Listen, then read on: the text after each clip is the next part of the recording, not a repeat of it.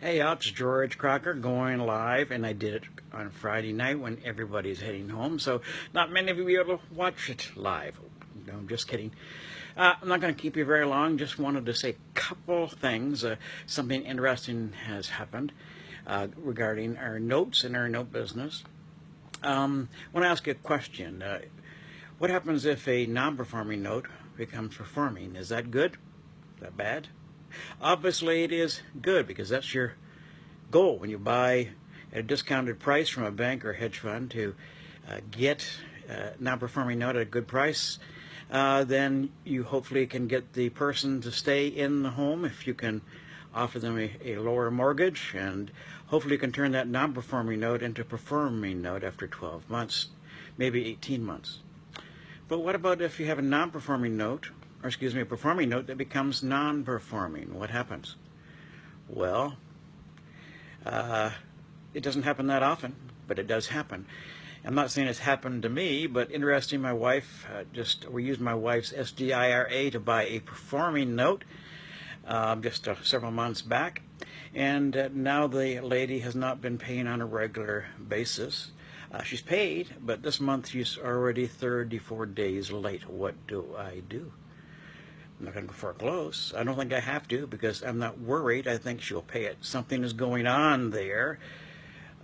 She may be a widow, because both names were on the mortgage, and now there's only one name on it, so something's going on there. She may be sick or something going on. But what I'm saying is, I don't bother calling her. I don't write a letter. I have a servicer that does that for me.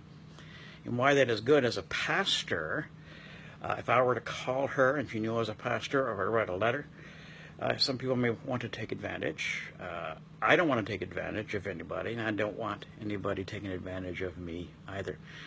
But the important thing here is the emphasis on having a servicer, even for a performing note, because they all write the letters. In fact, they have. They've written 2 letters, and they've called twice and left messages. I don't have to do that. And that kind of helps, having a third party when it comes to performing notes, or non-performing especially, because let your servicer do, quote-unquote, the dirty work. And then you don't have to get your hands dirty. You can sit back and hopefully things will work out. As I said, I'm not too worried about this note. I know the lady will pay. She'll probably pay for, here in the month of August, probably pay for July and August together. But just want to bring that before you. It's always important to have a servicer when you're involved with note investing, whether that's non-performing, which I think is a must to have a servicer, but also a performing note. It's good to have a servicer, and that way I can kind of sit back, and not necessarily relax, but you can sit back and get that person, there my dogs are barking, get the servicer to write to the borrower, and hopefully things will work out. Anyway, I just want to bring that up to you, and hopefully you all have a great weekend. And again, we'll see you at the top, as Scott Carson likes to say.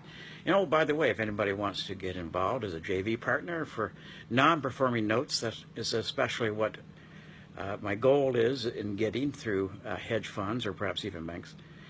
You can give me a call or write me, and we'll see if we have a right fit together. But you all have a great weekend, and we will talk to you all later. Bye.